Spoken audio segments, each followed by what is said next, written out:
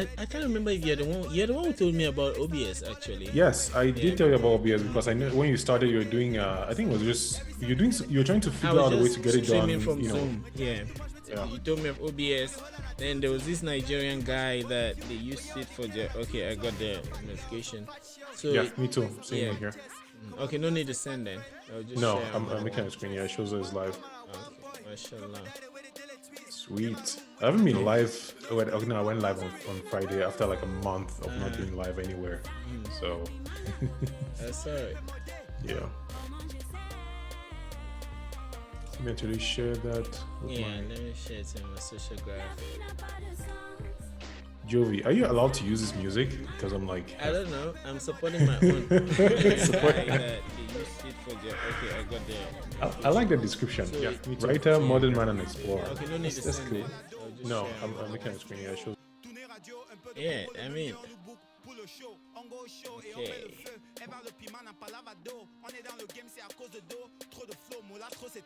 I don't know if I'm supposed to use this, but it's for the culture, right? When you get copyright strikes, don't say you weren't warned. Well, they should come. They should come and we'll see. But it's funny that you chose Jovi because I actually do enjoy Jovi's music.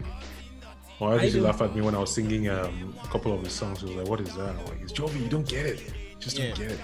I do. And if you listen to his beat, Yeah. uh, it has layers. Like the way I enjoy beat, sometimes I visualize some beat as a story building, and each floor has its own music, right?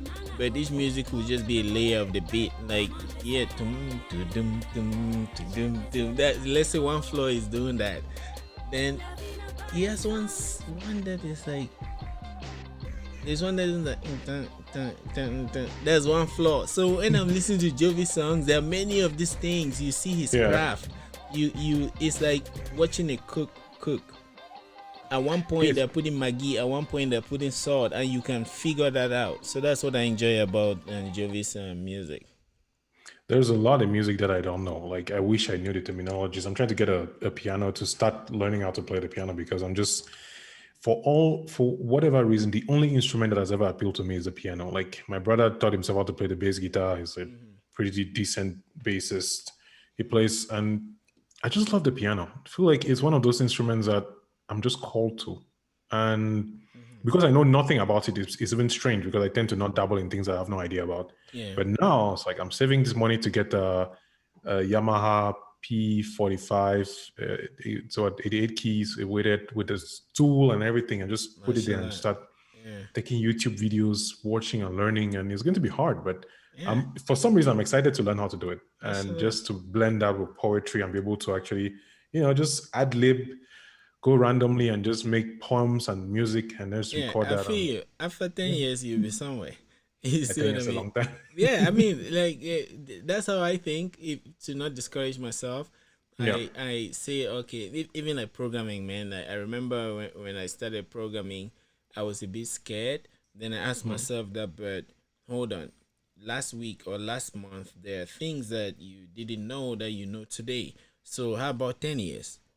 You see, like if I Yeah. take that and scale it, like 10 years times 10, how will it be? But I So think that you so have to pick the things that you want to be able to use for that period. We don't have unlimited time. Like yeah, the way I true. look at that 10 years, like the way I'm looking at the piano right now, I cannot say, okay, I want to learn how to do it for 10 years because I don't really personally intend to become an expert in it. Like I Yeah, like to right, do it. true. And if I enjoy doing it and I do it for 20 years, great. But I'm Yeah. not going to set, that timeline. When I take writing, for example, writing one of those things, I'm like, you know what, this is 30 years. Like there's nothing I can do about it. Mashallah. I can dodge, I can, try to figure out my day job, fall, get up, but this is a lifetime decision and there's nothing that's going to stop me from it. And even forget even just writing, like storytelling. Like I Yeah, go more right. to the storytelling aspect because I'm realizing that, people like Scorsese, would you call them a writer? But they make stories and Yeah, right. movies, all these things. So, Yeah, right, true. or Christopher Nolan. So I think that writing for me started as this place where I could tell my stories, talk about myself and my thoughts.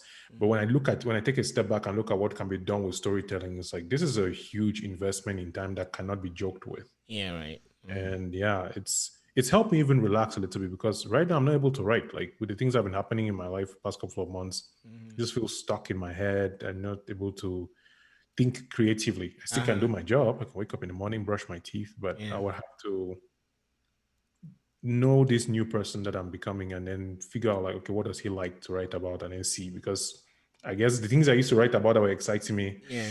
yeah, no longer the case now. Can I suggest something? Well, And imagine that you have a keyboard or something and start writing about um not writing. Yeah, try it. No, it's from experience. Like I realized that I used to write too before my own things. I have a lot of things I have not shared. I didn't have the courage to share, and I thought it's not really necessary. So yeah. so sometimes when I take the thing to write, I can always cut it and I can always edit and take it out. So I can always do okay. I don't really feel as writing, but I'm actually writing. What have I written so far? You see that I've actually written. And then Mhm. by the time you do that, you see that you have freed your mind in a way that it may be funny that you just type that I can't write, but I'm actually writing. Isn't this writing? And then so I don't know if you see what I mean. It looks Yeah. small, but you'll be surprised at how much of an icebreaker that can be. So once you put that, and I think I started that when I read the preface to Don Quixote, Hmm. where the preface, the author was saying that he wrote this book, that it's strange how he called the book his son, like a child. That it's strange how, while preparing for my child, I had to write about it. So I had written this book. A friend told me that, okay, for you to publish a book, you have to write a preface. So I was wondering, what is a preface? Like, people should just read it, but that's the preface that you're actually reading. Yeah. You see what I mean? So from Makes then, I sense. got that courage to start capturing even the feeling that you have while you're there. Because if you start judging it, then that's where we get stuck. Because we don't break that judgment. If we can judge ourselves that much, we will not be able to like even start typing because you're waiting for some perfect thing, forgetting that that's perfection in its own way. You're very correct. I see myself doing that all the time, judging myself over and over. It used to be easier Mm-hmm. when I was so invested in my writing that it was almost selfish. Like Mm-hmm. when I started writing on the internet, it wasn't because I wanted people to read. Yeah, And then I came to this place now where it's like, oh, I'm writing, people are not reading. What's wrong? It's yeah. funny how it changed to that point because when I was writing about heartbreaks and life in Boya and all those things, it was just fun for me. Like Mm-hmm. I'll chat a girl, the girl will blast me, and then I'll come and be like, oh my god, you cannot believe this thing that happened. But it's just me expressing my frustration and just writing for myself. And people are like, oh yeah, that reminds me of me. And I was like, oh yeah, really?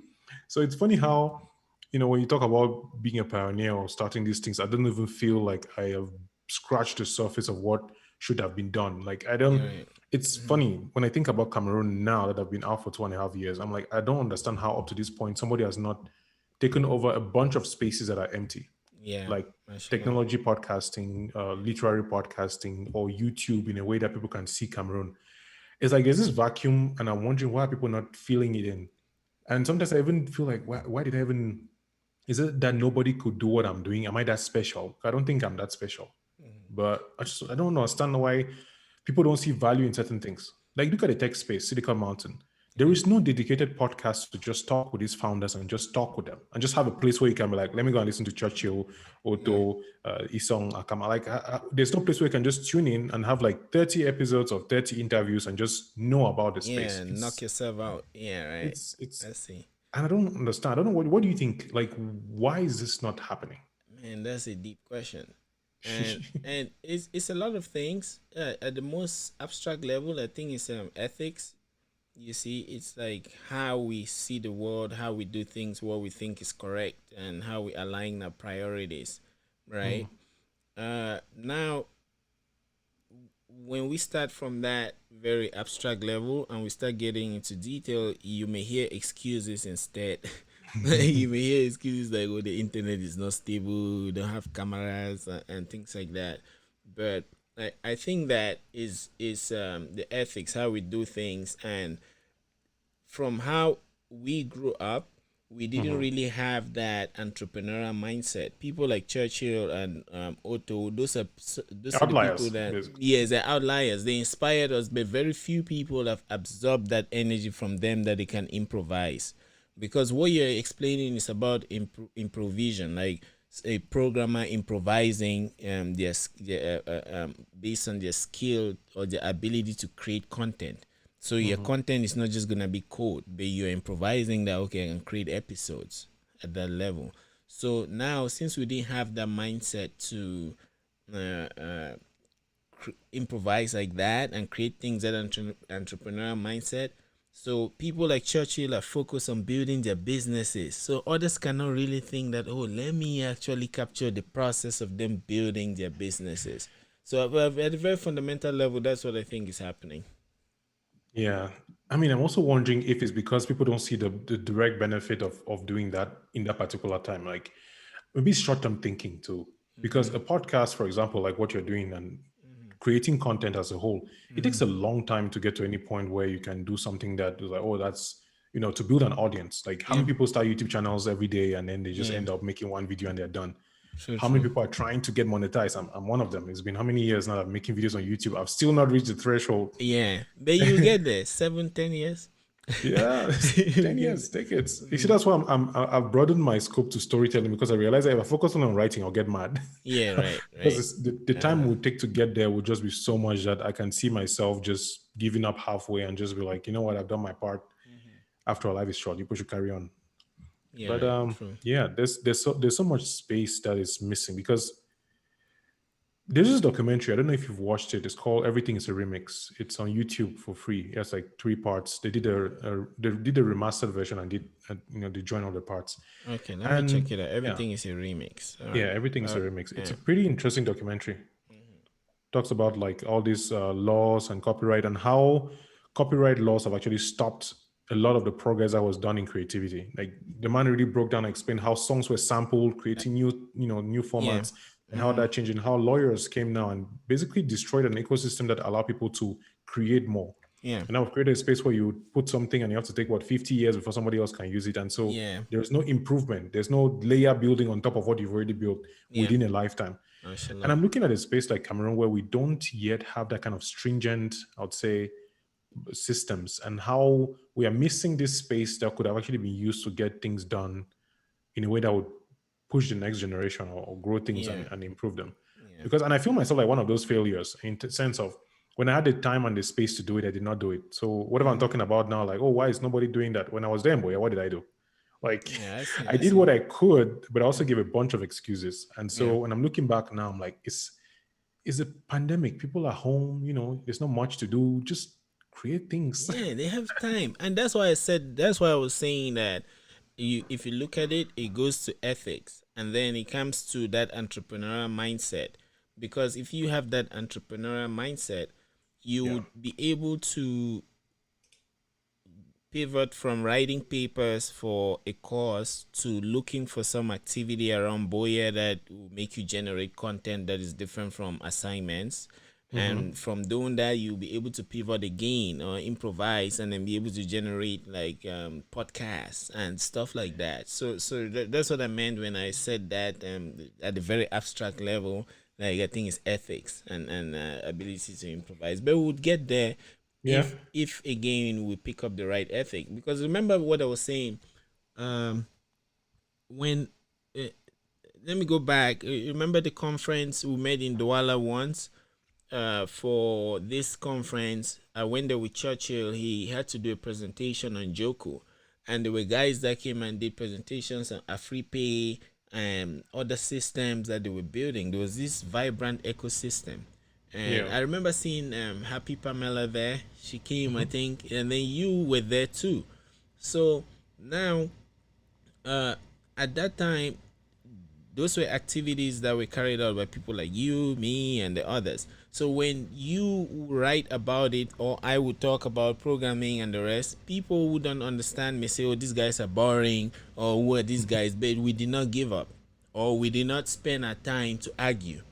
But nowadays, a couple of times, those that try to endeavor or venture into such undertakings, if people try to criticize them, they pivot instead and become defensive.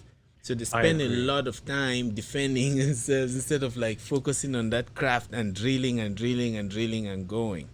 It's like what happened to me on Facebook a couple of months back. I don't know if you saw it when I said something about the Fisherman's Diary and Netflix. Oh yes, yes, yes. I remember. Yeah, yeah, Yeah, right. I Yeah, got yeah. I got a lot. Yeah, I got a lot of flack for asking questions. I mean, retrospectively speaking, I'm like, yeah, I was basically on my toilet writing this thing for a WhatsApp group. Like You're I right. wrote for a small group of people, and then I thought, that's pretty fun. Let me just share it on Facebook. And then Yeah. what happened now? I was like, I should think about things that I write because people are going to react this way.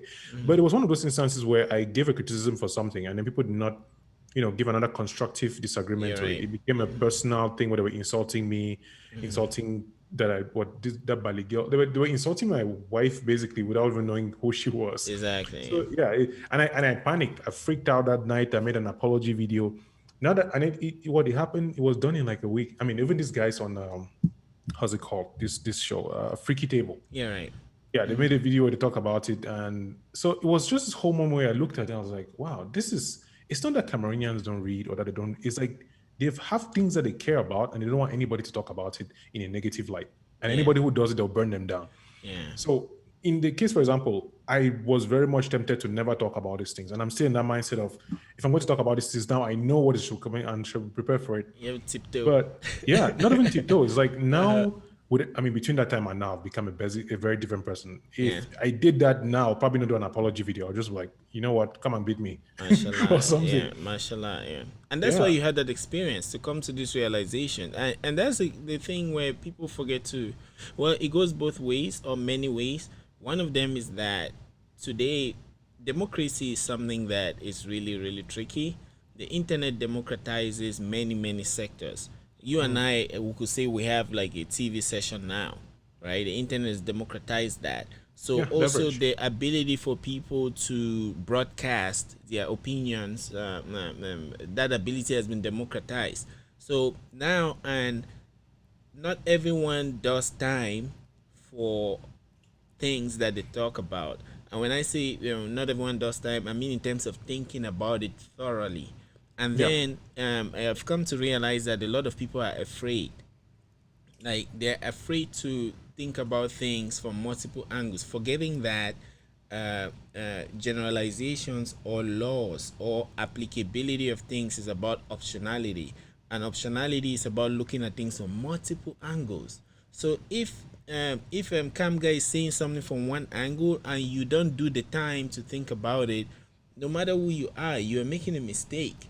You see, Yeah. you're making a mistake because you will not just wake up and say that. You will not just wake up and say that. You're not a robot that will just type like, or you're not a monkey that would just hit a bunch of keys. There is something. There is a topic sentence, or there's a thesis statement. How do they call those things in English? So Yeah, if you a look at thesis it from that statement. mindset, then there is an argument that he's trying to make. So and again, it's an ethical issue and it may be a cultural issue, because when I came like here in the States, I was taught that arguments are not about being right or wrong. Arguments are more about figuring out what you understand about an idea. You As see. a true Cameroonian, I'll ask you, what does that mean? That doesn't sound right. Exactly. When I Arguing read about who is when I read louder. when I read what you wrote, like I Uh-huh. was really busy that time that I understood it, because I am also looking at myself as a failure in one way or the other, in the sense that okay, we have artists, we have musicians, and I came to this conclusion when I chatted with Alan Menget. He said that those that are acting have done their own parts. It's left to the tech guys to build these platforms. Then you brought up that idea. That's basically what you were saying. You were using an example, but talking to so many people that I was feeling that he is saying something that makes sense. I have nothing to say. I can only speak by building a platform that can harbor this content that has been produced. It's not the producer or it's not the artist that has to build that platform. I am guilty of not participating in constructing that. That's how I felt when I read that. So then, from the backlash and the confusion and all of this, I was like, man, when are we gonna change? But anyway, we'll see. We all have a role to play in it. I mean, I remember very vividly, and I'm sure if I talk with Churchill now, he'll probably just shake his head because Churchill, you have people like Churchill, people like Nara, who've always seen in me the capacity to be able to create media around tech, even Otto Akama or Isong, like all of that. I feel like I've disappointed all these people by not living up to the potential that I could have done to create an environment where I could talk about this. Because I'm not a programmer, I'm not a developer. Yeah, right. And what I could have done to actually still play a role, which I'm still capable of doing now, is like I'm looking back to a time in Boya where I had more time. It's funny how life works. You think you don't have time, then you move forward and you're like, actually, I had a lot of time then than now. Mashallah. Yeah, right. Exactly. But when I'm looking at the space now, one thing that I actually wanted to ask you is about being in so far away from the motherland to actually be able to look at, okay, what can I do from this distance? Yeah. Sure, we have the internet, we are talking, through Yeah. video, but there's also the fact that there's no internet, and for some people it's an excuse, for other people it's real. They cannot afford to be sitting and watching a live stream of two people talking about these ideas. Like there's Yeah, that. right. But I'm curious to know what your thoughts are on how to actually get this thing going, because it feels like eventually we'll just have to go back and get it done than to Yeah, just sit yeah, and talk yeah. about it. And, yeah. Yeah, it's very tricky, man. All your questions are very tricky. Somehow, if sounds like you're setting me up, but then I'm It's, just it's, gonna a, it's a say conversation because there's no right answer. And I'm very yes, much right. aware that, yeah, that there are many decisions that come when you move. Yes, There are many right. things that you tie yourself in, that is not like you just untangle and just, "Oh, I'm Yeah. done now. So, well, whenever I think of that question, it's always been very difficult. So much so that I decide to pick something that I can put my bet on, and it's about value, right? So if I go back, even if I go back to do things, how much value can I make from it, or in terms of money? If let's say assume that of what we're talking about is about investing, not just the time and the words that you conjure, but how can that support you in paying your bills and the rest? And even when in Boya, when I used to like learn from Churchill and the rest, he always asked me that, man, all this thing we're doing, is it hope it can pay our bills? So he used to tell me, always think of that. So if when I see what is happening in Cameroon and I think of how much I can make if I really invest my time, for now it's like nothing. So when I start from there, I'm like, I cannot do it. So now, but my placenta is there. That's why we're chatting now, because I'm still doing it. You see what I mean? So Yeah. that alone makes it, I am very discouraged about like setting up. And then another aspect, another thing I've realized is, um, here in the States, you and I will probably, we can work and make some money and then decide that, okay, let me create a team, or let me partner with this person to get this done. And if I try to start making such arrangements, we cannot just talk on air. I would say, okay, uh, suppose that I partner with you such that you are maybe an artist. You make some song, I can sponsor it and the rest, but we would make a business where we will sell maybe the merchandise or whatever it is, and I will have this percentage. I realize that most of the people, when it comes to that, they start shying away, or they start beating around the bush. You see what I mean? Or they Yeah. start acting as though you are trying to use them. But I'm wondering that I am the one, I will send you money readily, and I will pay for this account, pay for that readily. You have not paid for anything. I'm wondering who can use who. So I don't know if I'm asking you a question, but I'm just trying to paint some realities so that you see how difficult it is for me to like really decide that, okay, I would prefer to go home and settle these things. And again, it comes to mindset and ethics. You see what I mean? So yeah. So and again, in my time running Topo, because it's also my ability, is also me trying to give back. When I reach out to like Nigerians, let's say, hey, nice work. I would like to invite you to this podcast. This is what we do. They reply. They always reply, and they're there, professional. They show up. If now we're beginning to talk deals and the work, you see, I have a deal with somebody, like a sponsored an event in Nigeria. We had a deal. They sent me a whole spreadsheet with what I had to do. What they had to do was sends the money. They organized the event, and it happened. But if I connect like with a Cameroonian, when we do that, you send the money, they use it for something else. You see what I mean? So with all of those, it's very very difficult, and I think that if I have to really, I don't really see how I can work in Cameroon. now. Yeah. Yeah, So I you, don't say. you How take a about you? hold. Like, what do you think? I'm in a very similar position because I left Cameroon. I had a job, so it's not like I needed money that much. I was working as a junior copywriter in an advertising agency, which was pretty cool. Hmm. And when I look back at the time, I felt like I wasn't doing any work, and I was basically not even paying rent because I was living with a friend who was Yeah. paying all the rent.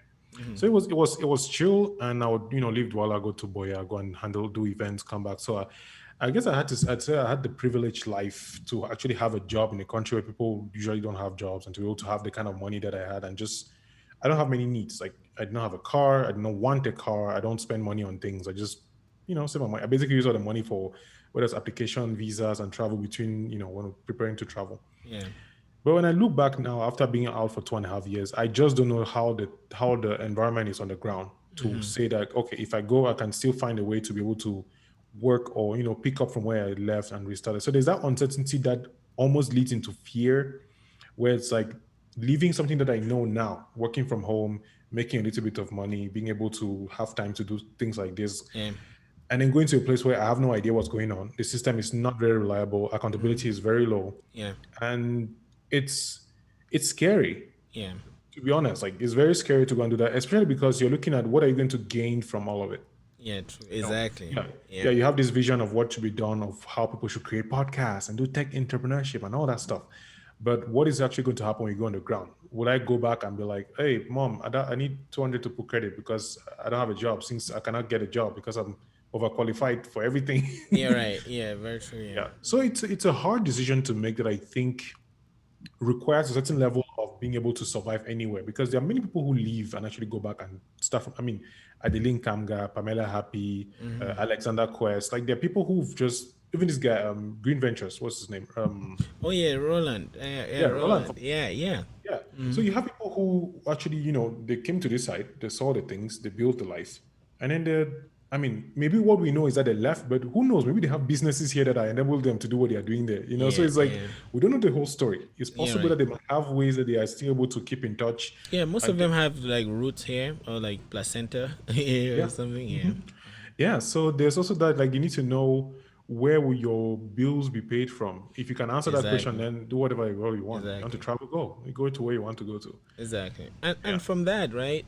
When I thought about this thing too, I had this conclusion that just like gut feeling, and to me, relatively speaking, is correct in the sense that I had a memo that said if you want to invest in food and drinks, then go to Cameroon. Then that'll work. If you go now and open up a bar, right, in Mhm. Boya or in Douala, and with all the energy you have, be it money and other options that you bring on the table, you can really affect the lifestyle and the people will come and drink, especially if it's by the road where people can drink and people see them drinking, then you will make a lot of money.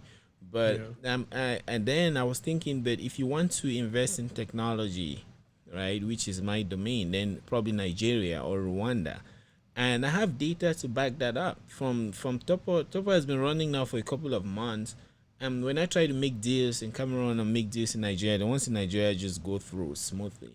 First, the banking systems. You can just transfer money to someone's bank in Nigeria and they easily get it. In Cameroon, Mhm. not everyone will have access. Not most of the people that you may want to deal with, they may not have those bank accounts, Which right? banks actually work in Cameroon? I'm actually asking for I myself think because I don't Echo even know. Bank. Yeah, I think Echo Bank Okay. because I've had deals with like Click and Yeah. Michael. Yeah. Yeah, yeah. So and that worked. And again, he's someone that he has been dealing with Nigeria. So That guy he is a yeah. business So he yeah. business guy. So I know that as we're chatting and calling Nigeria, it's going to be an issue because a lot of people now are beginning these days we support your own. I think we're having something fundamentally wrong in the Let's talk sense about that that support your own thing, sir, because yeah. I even made a video on YouTube about support your own when I was still. I, I feel like the phase that I've had on YouTube and creation has been this ignorant, childish phase where I'm just Mm-hmm. believing that the world is a good place. I Yeah. feel Right. like my eyes have been open to realize that the world is not what it is. Like everything is good. I believe that just being alive is a great miracle. Mm-hmm. But the naivete of thinking that everybody thinks rationally or that Yeah. Right. everybody actually wants, has good intentions, I am less and less inclined to believe that way. Like I come from a very skeptical perspective in terms of what people say. Yeah, Even right. when I read books, like I'm currently reading a lot of books, and I used to read books. I'm like, oh my god, this is so true. This is so right. Yeah, right. Now I read books. I'm like, what is this guy hiding, or what is he saying that I'm not seeing here? I'm trying to make sure that I'm getting to the truth of the book, not just Yeah, my right. personal interest. Or So they confirmation will support. BS or something like Yeah, that. Yeah. exactly. Mm-hmm. You're just finding information that just verifies what I'm already believing. Yeah. So support your own was one of those things that when I made a video I was so emotional and like, no, don't support your own, support what value. And basically, I guess I was repeating generic tropes. Yeah. Now that I think about it, I still have a version of that, which is you can only support your own if your own actually makes sense to you. A Yeah. part of the story is like it has to serve you in one way or the other. Like I want Mm-hmm. to go to a party and then play a song that is genuinely not nice, and you're like, no, keep the music going because it's from Cameroon. Yeah. Like I'm not going to destroy people's and joie de vivre because I want to represent Cameroon. Yeah. We have nice music, we have nice clothing, we have a great and amazing culture. I will pick and choose what I think is valuable and support it. Yeah, right. You can't force me that when it comes to music specifically, I am not an authority to think about music. So I'm never going to start saying, oh, listen to this, don't listen to that. I love Jovi's music. I love Young Holiday. I love this guy. Like I have my playlist of songs that people probably like, wait, come on, listen to those music. But yeah, I do. Mm-hmm. But supporting your own is just one of those ideas that people just talk without really understanding what it means. Because Yeah, it's not just right. about playing the songs, it's about buying the music. It's Yeah, right. about buying the merch and actually putting your money there. So it's not Mm-hmm. just about sharing on YouTube, social media. That's Yeah. just anybody can do that. It's like a cooperative. Yeah. Like yeah, first coffee, tomatoes, rice. Like if you buy local for those things, first the health, you become healthy because time to market is shorter. Yeah. So the half lives of the things too, that like tomatoes, those things are short. But you exist. We support ourselves. We gain points and even social capital, and then we can progress. You see, but if it's this kind of a card that people use, just like racism and other cards, that like you see someone that is complacent or like some kind of lazy, and then you just get up and say, "Oh, support your own," and stuff like that. It's just very crazy to me because my experiences running Tapor, when I reach out to like Cameroonians, from Jovi to Mr. Leo to Phil Bill to all of these guys, you write to them, they don't reply. Like they don't even say it. They sometimes they see they don't reply. Then some of them have these complex networks of managers and the rest, mostly ladies that have found us so far. You try to, they're either very rude and they may say that okay, I'll get back to you this day, and they don't get back. And if you try to remind them, it's almost as though you're disturbing them. You When it see, comes to so customer service, right? yeah. Like, sorry for No, no, interrupting. that's fine. Yeah, For the past year and almost year and a half, I've been working customer service. And when I see the way Americans do their customer service work, I realize that we are, forget even, Western, African, generational, whatever, racism, just forget all those mm-hmm. constructs and look at just the way people are treated. Yeah, Somebody comes to give you money to get a service that you have shown that you have. There is a basic level of decency that is required of you as the business owner. yeah, And I think people don't realize that it's important for you to treat your customers for what they do. They actually help your business grow. yeah, If everybody stopped listening to Mr. Leo's music today, what will happen? Like, say he had a concert and nobody showed up. yeah. Who would talk about Mr. Leo again? Did the Or concert happen? it make a sound? Like Yeah, it means the sound has to happen when somebody hears it, or like all those yeah, things. So uh-huh. when I people reach out to huge brands, like big brands, and send emails about collaborating. Like Mm-hmm. people who have like, I don't know, 70 subscribers, nothing. Basically Mm-hmm. like insects. You Yeah, consider them on social media yeah, right. ecosystem. But they will still get an email Yes. response with either a no or a yes or what to be done or Mm-hmm. all those things. You will still get a response that actually takes into account the fact that it took your time to reach out and got that response. Mm-hmm. And I think what we are missing in this big picture is realizing that there is a long-term view. My mind keeps going back to the fact that we just look at things in, who is this man self? You Yeah. don't see where Topo can go in 10, 20 years, where it becomes syndicated by Canal 2 or something, where you start like, wait, I saw this thing starting on YouTube. Now it's on Canal 2. Like how? Yeah, Take right. for example, let's not even go too If far. I don't build my own satellite. Anyway, sorry, continue. Exactly. Freaky Table. I think Yeah. they are on Canal if I'm not wrong, or Oh one of wow. these shows. Miss P. Miss P is like she's an old school, like she Yeah. was there before everybody. She's on Canal and she's on YouTube. Yeah. Yeah. So it's like you never know where people are going to go, what they are doing. So you just might as well just be on the good side by treating them well, like basic human Yeah. niceties. Yeah. Right. Very And true. people are missing that because you can be on Yeah. top today, but you And it's never know. also about the value that we create collectively, right? Mhm. Because see, like Topo, the philosophy is about holding conversations like this that can assist people of and know these things that will help me at work. And some of the podcasts, even when I'm working and listening, like to Joe Rogan, Friedman, with Lex Friedman, yeah, those people, when I listen to them, I'm just calm at work. So I believe I can, and when I used to write, either you, anyone who comes to on it, we can capture this value that is in our minds and share it out there. And through feedback, we can also learn from. Like now, what we're saying is not about being correct, but it's about our experiences and what we think. And if people are there to correct us, I'll be glad to learn. You see, so Yeah. that way there is this continuous engine where we can learn.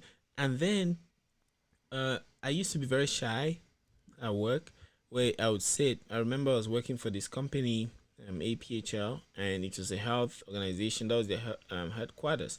So like when during Ebola, they're under CDC. So when things happen, they're the ones releasing communiques and how things should go, protocols. Yeah. And we used to have meetings where senators would come, or there's some committee that they want to hold these events, but they need some application to capture the processes and workflows. So my team will come there, and when they ask me about what I think about an idea, I can't speak, and my chest becomes tight, and I can't breathe, and just because I'm shy. But it's in America that I started realizing those health issues. Like it Yeah. becomes the fright overtakes you. Anxiety and things like Yes, that. exactly. So, but with this, like now, even when I take interviews, if job interview or at work, like everything just flows. I always just assume that I'm on top of it just Practice, flows. man. Yeah, so that energy can be transferred to people. So the more all of us engage, the more we can have these exchanges where we exchange value and then we learn and we can grow. But if we don't give each other a chance, we will not be able to grow as fast as we can if we collaborated. You're very right, man. I don't see how I can disagree with anything you said at this particular point because whenever people talk about my writing and how, like, when you say we create this ecosystem, I'm always just like, you have no idea how much I feel like I know nothing Yeah. about writing or storytelling. Like, I'm Mm-hmm. barely scratching the surface. Whenever I make a video, I'm looking for feedback. How can I improve this? What did I do? And people are like, oh, no, it was a good video. I'm like, damn it. It wasn't Yeah. a good video. I know something is not right there. I just need somebody to point out, something I can work Yeah. on and improve. Mm-hmm.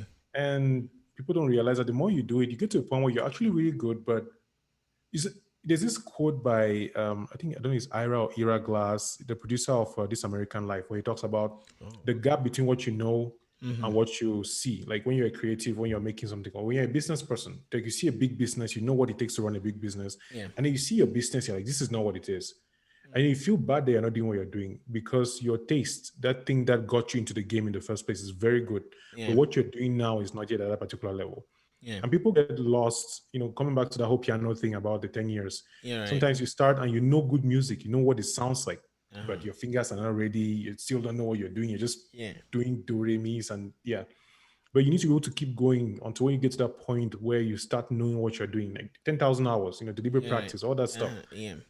But I feel like because we don't have spaces where we see people who look like us, yeah, Mm-hmm. who come from Cameroon, who have done the Exactly. things that we are wanting to do, we don't have the idea that Yeah. it's possible. Like Yeah. the 4 mile run where people did not know that was possible to do. Is it 1 mile in 4 hours? I've forgotten. The man who broke the record for, was it 4 mile run or four, I've forgotten, but I know it has to do with four. Is Where it before, symbol? not Usain Bolt, no, before Usain Bolt. That's like Mm-hmm. a long time ago, but I think it was a black man too. Uh-huh. And Okay, I yeah, see. he broke this record that Yeah. most people Yes, thought mommy, was I'm impossible busy. to be broken, right? Mm-hmm. You Yeah. need to take a break. No, no, sorry. I was just signaling some basic. Sorry, go on. Yeah, the Okay. mm-hmm. Yeah. So he broke a record that people thought was not able to be, that people could not break. And Yeah. then a couple of weeks after that, you got like 15 more people breaking the record. Now it's a normal thing to do. So Yeah. it's like until somebody does it, most people don't think that it's possible. And then once it's like, oh wait, you can do that, then Mashallah, yeah, and then yeah. the barrier is broken, and even Cameroon, right? That's you know, I used to really respect Cameroon until I think I grew old or older, in the sense that when we're younger, from the times when lyrics, remember these little lyric books? I forgot how they used to Yeah, it call it. was mad, I think. Yeah, MAD. yeah, Yes. okay. From there to games, Chama halls. You went to Chama halls. You played I went to games. Jamaho. Actually, when I had to Yeah. work punishment one day because we went to boarding school and we Uh-huh. escaped. I went and played video games and came back. Yeah. Yeah, and then when you saw how people innovated, like even jailbreaking, when you see maybe PlayStation 2, you must hear that there's somebody in Boya that can jailbreak or phones and Yeah. stuff. So Yeah. sometimes you start wondering how these guys picked up. So it always made it I had some kind of respect, even when we're making parties in Boya to make flyers. You would see some kind of a flyer in a movie and you find out that there's someone in Boya that can do it. Even when we're doing jingles, because I remember when we were in Boya, when we started jingles, not only that we started, like we'll make these flyers, paste them around, make jingles. Those are things that were not really normal, but when we wanted them, there were people to do that. So I always had this respect for Cameroon as a country, that we always have people that can push the limits of things. But again, as we were discussing earlier, it looks like that was a facade because those are not there. It's like everything was a smoke mirror. When they Because got older, it feels like they left, and then oh, I see. nobody filled in their space. Yeah, I see. Because look at art, for example. Uh, Rigorous. When one was in UB, you listen to Rigorous's album. Before you want to balance, he has dropped another one. And then before you want to balance, they've dropped another one. And then today, I would have like contemporaries that are artists, and maybe 6 years, they don't have an album. You see what I mean? I'm sitting there wondering that wait, like it's not it's you can say it's not my business, but it's my fucking business. Excuse my French, because you put yourself in the spot where I'm there waiting for an album because I love your work, I want to consume it, but you are not producing. You see, so Make it, it's yeah, for some reason, what you just said made me think about like people who are reading my writing and they're like, but I want to read your work. You're not producing. So exactly, just exactly. Yeah, yeah. Hope that motivates you to like push. Yeah, and it's the same thing I was feeling when I said that when I read your review about the movies. You said a lot of things that um it's like different radio stations. It could be that each sentence is its own radio station vibrating at a certain frequency, and you just needed to tune in.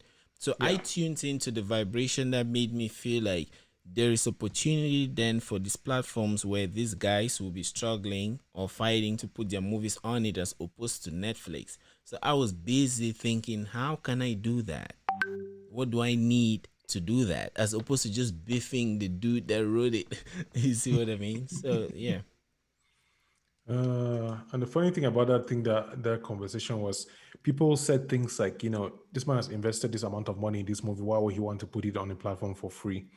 And it Mm-hmm. got me thinking about art and artists and just making things like this true. As a writer, you need to be able to think about the sales part of it. That's why you have publishers, people start publishing businesses. Uh-huh. And you have the big guys now that are merging. Like now, Penguin and Random House have become Penguin Random House. And I think they're planning to merge and get somebody else, like trying to do it to Monopoly. Mashallah, So yeah. there's business behind the art, and most of the people who actually make a lot of money are not the artists. They're business people who are behind Yeah. all those things. So you see the J.K. Rowlings and you hear what J.K. Rowling is making, Mm-hmm. but do you know how much money the publishing house made because of J.K. Rowling's? You don't Yeah. know. You probably never know. It doesn't matter. They don't need to know. They don't Yeah. need to. They don't need to put their money anywhere. They're enjoying Yeah. their They're so busy enjoying it. They don't have time to yeah. come and tell you. So I think one thing too is that people are not looking at they might not be looking at the financial gains from doing some of these things that we're talking about. Because a Yeah, right. podcast, for example, say Topo, that is Mm-hmm. the thing about podcasts that it has to be niche specific. It's funny how podcasts work. If you have an audience that is tuned in, that shows up, Yeah. you can make money with that audience. And Lifestyle, so when yeah. I think of that tech interview podcast, you can actually have people sponsor the podcast without having to rely on YouTube advertising and all that stuff. Yeah, very true. But you need to have some business knowledge. Yeah, right. Mm-hmm. People jump into music because they love music. Mm-hmm. Like my brother loves to play the bass guitar. He just enjoys it. He could play all day. but people don't want to study how money works to actually know what to do. Like, whether it's registering a business, whether it's financially, whether it's investing, whether it's stock Martial market, art. whatever it Yeah, is. you're right. So we have people who are very good at their craft, very good at making things, but they don't know how to keep them. They don't know how to Yeah, build a business out of it.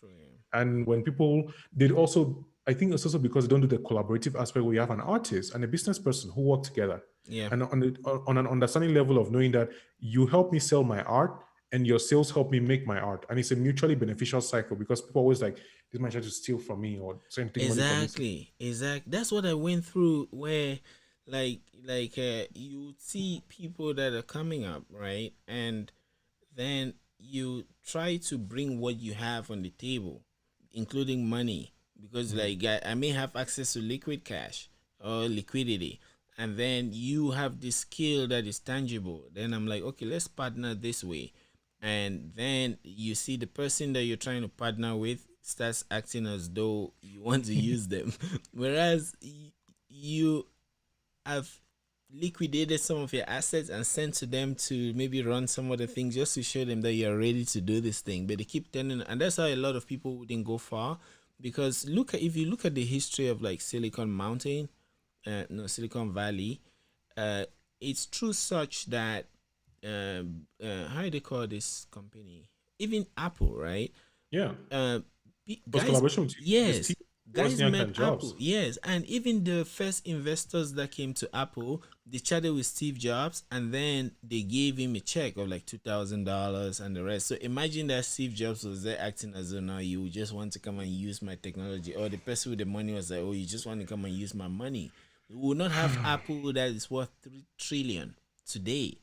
We can always sign contracts. When you start talking about the contract, that okay, let's agree on a percentage. We can look for lawyers. You see the people start shying away and then start going back, and then that's how we'll just be very very slow in improving.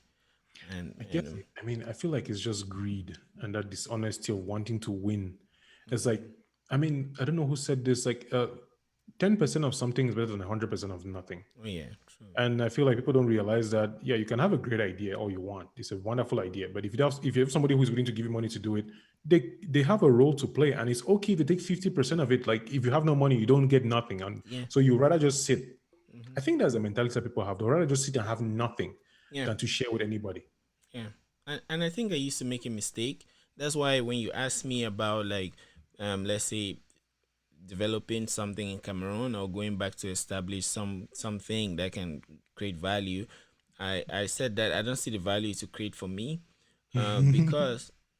because you see that uh, when one tries to do such things, you start having you start seeing a work ethic that you start seeing the tip of an iceberg that can like appear as something worse. Because if you're trying to just set up an establishment and at that point you don't see some sincerity, and then imagine what it means if you take your life savings. Imagine that okay, now I have some kind of 401k somewhere, Mhm. and I decide to go withdraw it, let's say $100,000. That would be like at least 50 million. If I have to say okay, let me bear the risk and try to like venture into something, it could be entertainment or something, I'm very certain that that will rarely blossom. You see, from the small experiences that I've had so far, and until we, just like you mentioned, until we have that intelligence to deal with money and to transform value and then integrity and all of those, then we will not be able to sustain an ecosystem where we can innovate and then we can capture value and then radiate it or emit it to the rest of the world. I feel like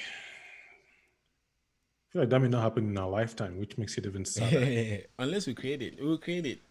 I am Yeah. working. I am working on something actually. Like, man, uh, going to school is not just about going to pass exams, and going to school is not about sitting in an institution.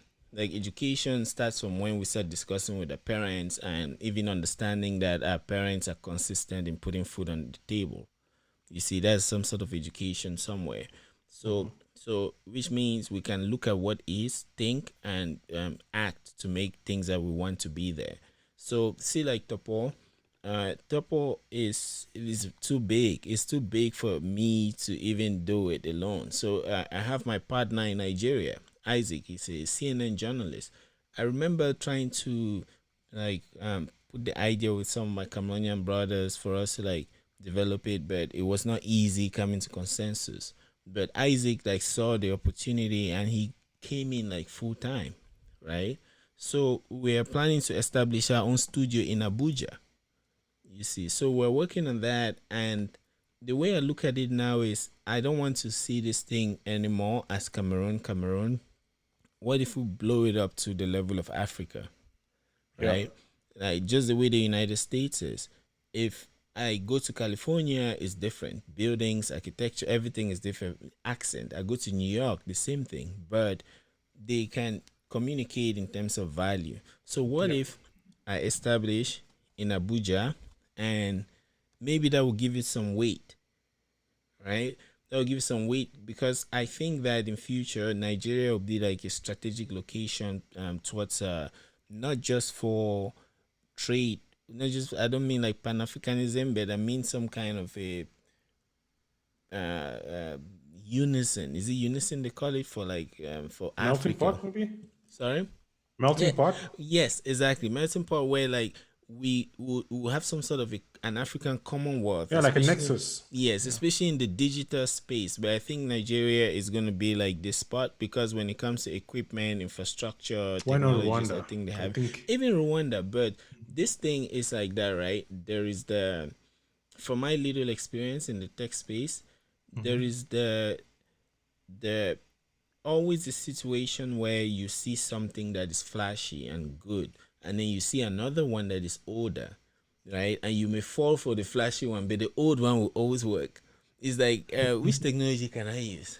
Uh, Blackberry. well, no, that does not really capture it.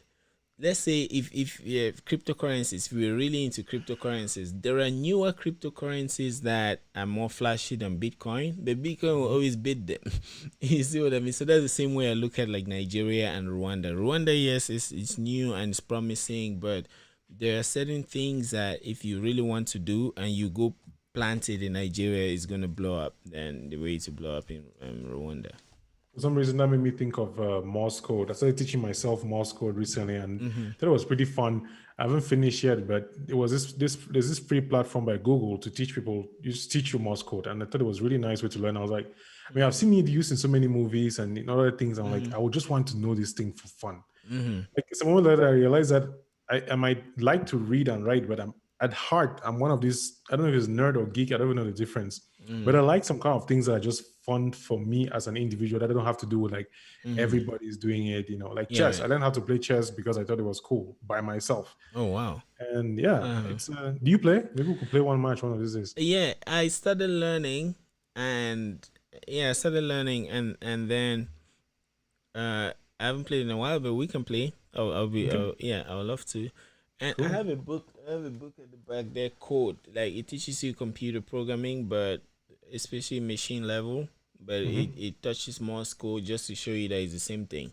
So by the time you really master Morse code, you realize that even in the computer, it's just about it's a language. You see, Yeah. yeah, it's a language. Everything, even chemistry, man. Like he likes beating boys. What's that? Hydrogen, Hmm. helium, and the I way know you it. Yeah. combine it and the rest. Hmm. It's a whole language. It's like sentences and phrases and There's paragraphs and logic in things like them. that. Yeah. Yeah, because and you've made it. I'm thinking now of this. I came across this training from MIT where they're teaching people about languages. They say there's just three things. You have the primitives, you have the means of combining them, and you have the means of abstraction. So Mm. so for primitives, let's say arithmetic. Arithmetic is a language. It comes to 0 to 9, plus, minus, and things, and then you can combine them. 1 plus 1, 2, easy. And then it comes with the abstractions where you have like thousands and things. The same in English, alphabet.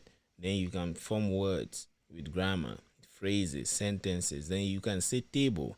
The table is an abstraction because it means a lot of things. So even with Morse code, you see that you start being at a level where there will be a pattern. That Hmm. pattern expresses like more. Like you may have a pattern that actually talks about more than if you actually wanted to spell it down. Like how instead of you saying 2 times 2, 3 times 3, 10 times 10, you just say square. You see what I mean? And things like that. And it's really beautiful. And when you look at it like that, there's just a lot that can be done.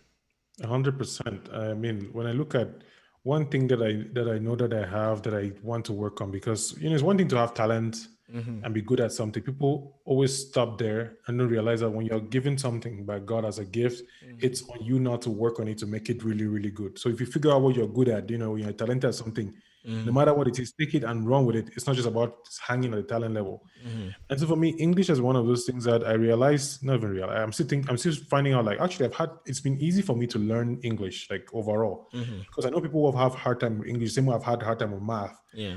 So I realized that even finding a word, like I can see a word and have an idea of what the meaning of the word is without having ever seen the word. Yeah. And Yeah. people say, wow, you're such a genius. But it's like there's prefixes and suffixes. Like there are words, there's certain logic in language that never escapes. That once you know the rules of the basic grammar of language, you can Yeah. say what a word means and you've never heard about the word. And people are like, Yeah. oh my God, that's so amazing. Like it's not. It's just Yeah.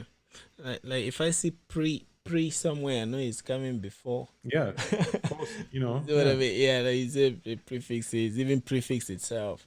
Yeah, like So yeah. endo, like con, like there are things that are just like you cannot help but realize where the positioning and the descriptions that allow you to basically you just become a Sherlock Holmes of words. Yeah. And for some people, it's math. There are guys who look at the problem, they've never seen the problem, but they can solve it. And yeah, of course they can solve it. It makes sense because if you understand the basic principles of mathematics and arithmetic, Yeah. then it just makes sense to you. Yeah. All these patterns, man. Even in entertainment, uh that's why in music, well, if you go back to spirituality, it's Solomon that said nothing is new under the sun, I don't know who right? said it, but I've heard about that. Yeah. It's Solomon. Yeah, Solomon said that nothing is new over the sun. He's trying to show people that things happen over and over.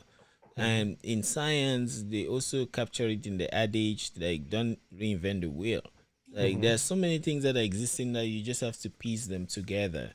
And the same way that you could use a bucket to carry water, you could put soup in there and stuff like that. So it's the same thing but different applications. So once we open our minds in a way that we start recognizing these patterns, then that's where the creativity comes in. And in music, you would have a sample.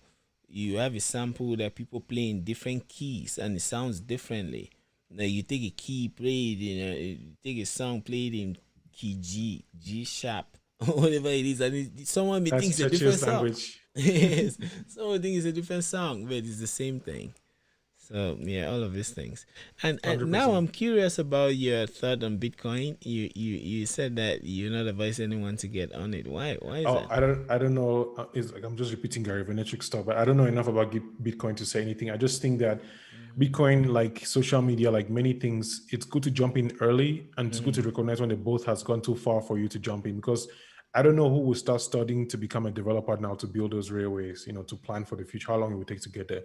If you're already in a position where you can take advantage of certain things, like the developer you're talking about who is able to build a railway so that people can use and benefit from that, then go for it. But if you want to invest money, buy Bitcoin and then hold it, hopefully it's going to grow, I don't think it's a good idea. And it's just from a conjecture. Like, I don't Yeah, I know see. enough about it to know anything. Yeah.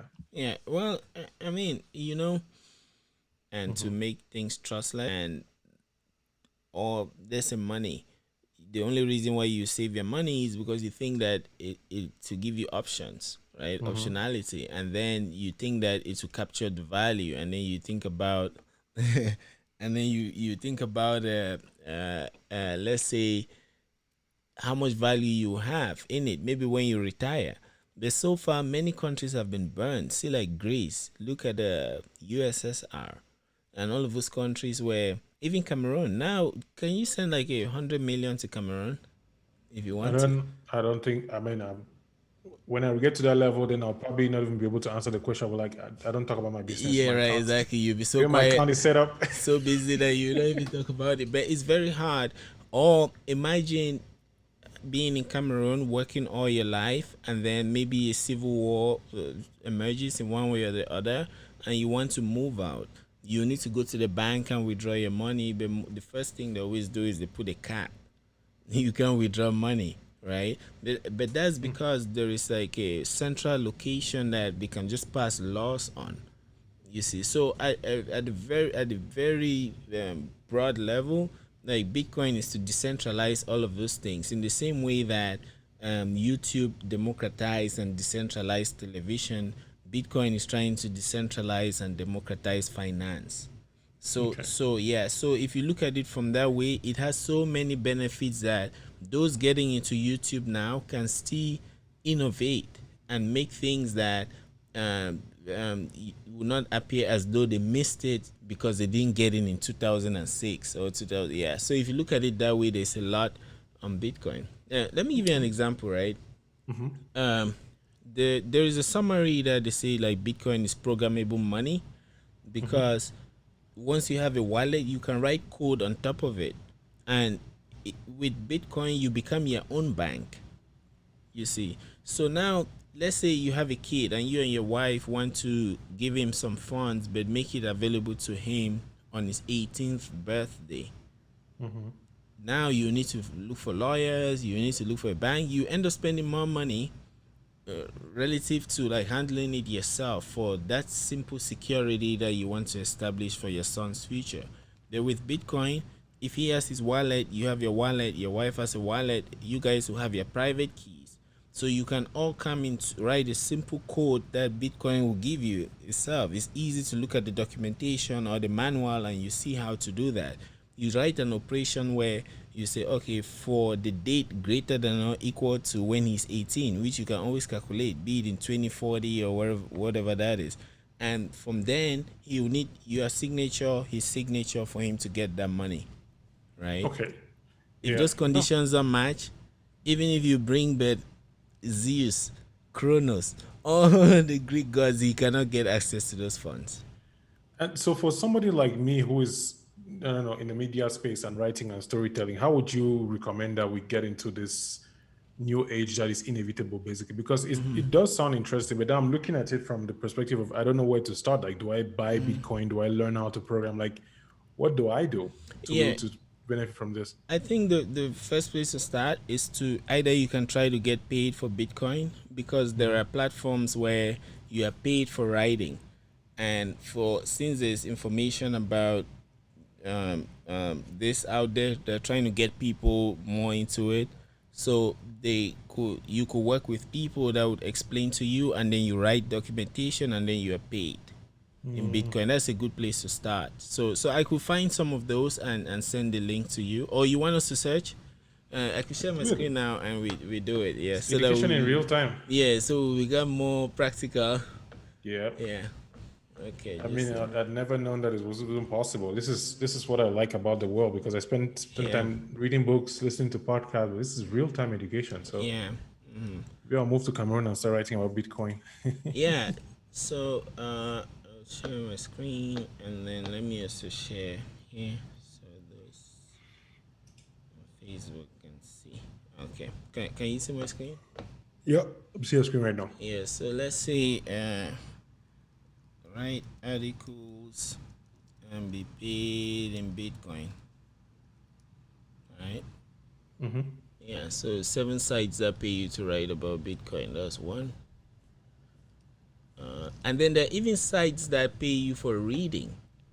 Are you serious? Yes, I think it's just published. You see, 10 places to earn crypto as. So that's the easiest way, right? Because if you get paid in it, you need to liquidate that. You see what I mean? So now, and as a writer, writing, I used to tell people that writers are like computer where we write code. If you're involved in a spaceship endeavor, you would have to learn how spaceships work. The Yep. same way, like in my jobs, I've had a job where I did robotics. I programmed robot that did DNA sequencing. I had to learn biology, how DNA, RNA, how all of those things is divided into two, and one strand is transported, gobbling machines, those kinds of stuff. I had to learn it. So as a writer, if you're writing about Bitcoin, you can have your research and you have a targeted research, right? So I just wanted to put that out there to push it and say, wait, I have to learn about Bitcoin to make Bitcoin. But that's the point. Like, how would you No, not? that's what I'm saying. That first of all, right? Uh, Yeah. uh, uh, let's say you as a writer, you can always ask your question: what, how, why. You see, so that alone is enough to say, okay, what is Bitcoin to those that know nothing? How can those who know nothing about it participate? So you can tell a story, just like how we're going through this process now. It could be happening in writing. So there are many of these sites that you see people can be involved in, and you can write, and you then have a way and be paid. So this one, Bitcoin.com, provide high quality content. They prefer writers with past experience, but it's not required. Articles must be unique and on current subjects and have 500 to 1,000 words. You have to write the article on Google Doc before sending it to them. It could be some research about what people think about Bitcoin, the consensus from, let's say, in Africa. What do youths in Boya think about this? And there are people who want to see that, you see. So I tried to get one that was more not just about like Bitcoin. On this platform, this Publish 0x, I think you can be paid to for reading. Interesting. Yes. So templates and crypto as a writer. So you're reading this article, and most of you are probably familiar with Publish 0, but since some of you have found your way, let me go. You see, Publish 0x. Is it Publishers? I can't remember how to pronounce it. Yes, Rewards both sorry. writers and readers for their contribution to the site's success. Readers who register an account get a certain number of tips to dish out each day from a pool of bound talks. Browser that I'm using, Yep. which browser is this? Is this Brave?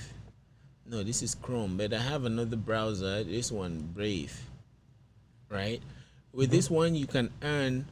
I haven't just linked my account yet, but you can earn cryptocurrencies, because what happens is the browser is trying to give people freedom, and that's what crypto is. Because cryptocurrencies are networks that, or crypto networks are networks that have security as default.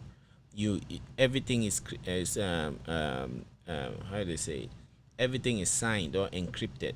So nobody who is not concerned can see what you're trying to communicate. So now Google, Facebook, they make money by selling ads to us, right? So the Brave browser starts with the hypothesis that, is it possible to give you back your security?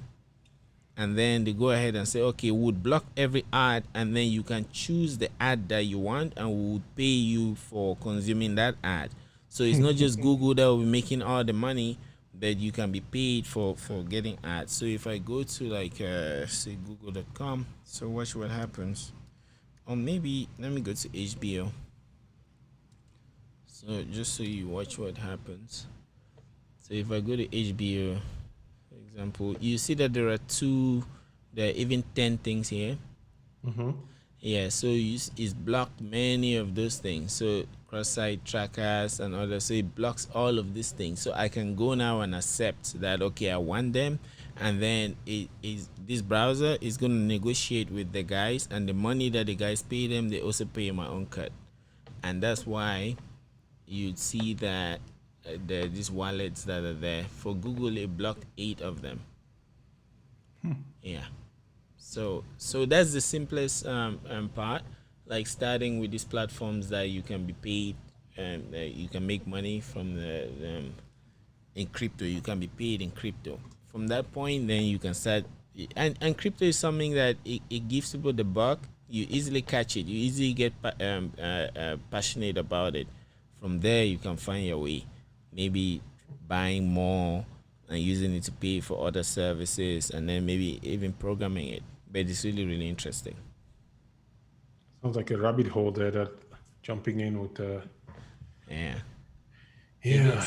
It is. And it's really, really interesting. It's something that it sounds, it's one of those things. It's like there are many things that are very intimidating. When you hear about them, you may think, oh my God, will I be able? And then you go and see it and you're like, what? Is this it? I thought it was hard. Yeah, so that's how I think that's how it is. So that's that.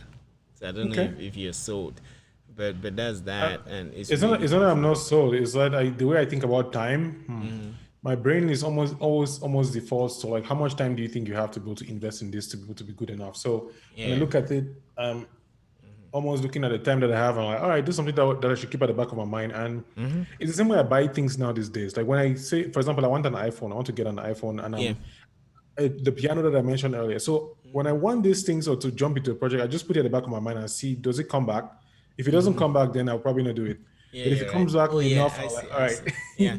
all I right, I need to get into this now because obviously it means that I am interested or there's something about it that is appealing to me. So it's like I give it a time and brain test yeah. so that it can come back and then I'll say, okay, I Yeah. guess I have no choice. I have to engage into I it see. now.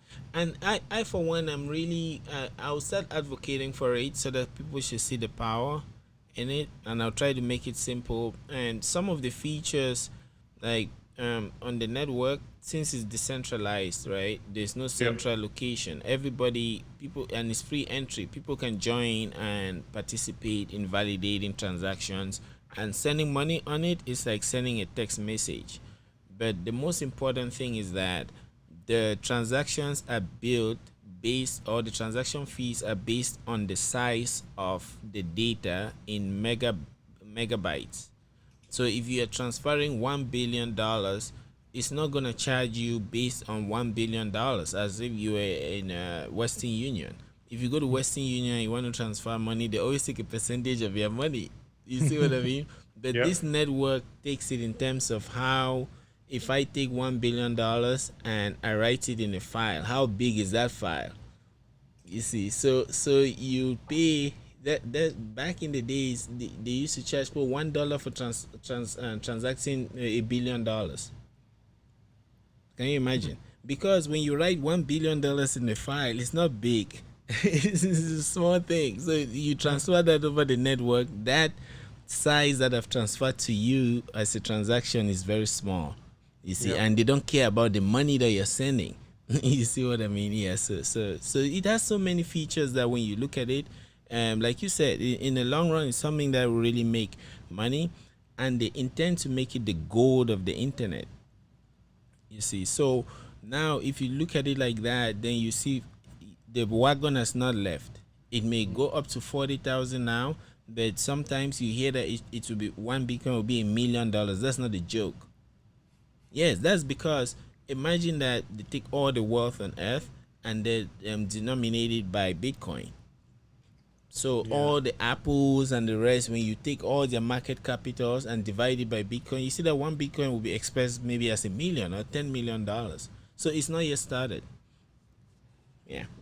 Yeah, I can imagine people can afford to buy Bitcoin now. It means they're already way ahead of the Yes, curve. yes, yes. Yeah. When back in 2009, $1 was equivalent to 1,039 Bitcoins. And the first transaction that was made, that was a pizza. It was 10,000 Bitcoins. So now imagine that pizza is worth, is it how much is it? 30 million, 300 million? How much is it? I can't remember. So if you want to do the math now, yeah. Yeah.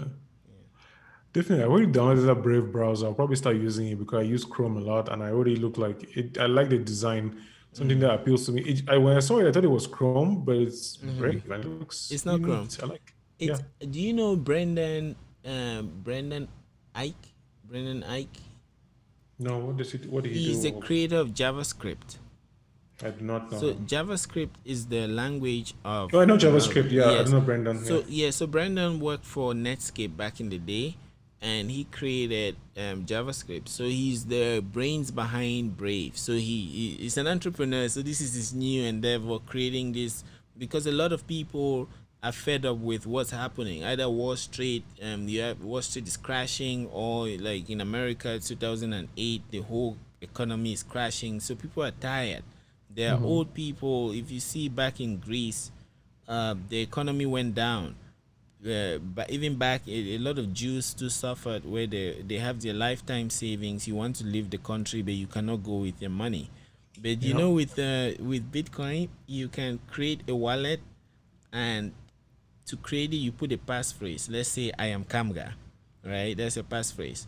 Now, if you're in Russia and the economy is going down, you have all your money in your wallet, and you want to leave, you can flush your phone, come to America, buy a new phone, or go to Rwanda, buy a new phone, put in, download the wallet, put I am Kamga, and it will generate all your money, as opposed to you just forfeiting that to a country and stuff. So those are all the things that like Bitcoin like gives. It gives people the power, that power to handle their own finances, and it has a lot of power. Maybe some other time I can tell you the math, but it's really powerful if you look at it from that point. It's good to know, man. It's good Yeah. to know. Like what is making me think is making me think about the power of money as well. Because Oh yeah. when I look at all the things that we are trying to do, and even whether to move back and start things or not do them, it's like if you had unlimited money, I'm sure you probably just go back and be like, of course I have unlimited money. It's just way better to just be there and Yeah. try and do Yeah. things. So it's just getting me thinking about how to create a space using technology, using knowledge to create an environment that allows you to try these ideas and see what happens. Because I still believe about, we have one life and we have Yeah. one timeline to get this done. And if you don't do it, well, you just go to bed and Yeah. that's it. Yeah. Talking about unlimited money, I remember chatting with Tino Mhm. Foy, and we were saying that, man, we're talking about money too. That imagine going to Cameroon and having a racetrack in Garoua. Seems like in Garoua you have like almost that desert kind of a thing with so much land. You develop Yeah. a racetrack there, and then you can fly with your helicopter from Douala to Garoua. You drive your Ferrari at top speed. Like, and then when you're done, you fly back to wherever you want to. So just to give you like a picture, if there's that unlimited money, there's a lot to do in Cameroon, and that's if Yeah. we're willing to work.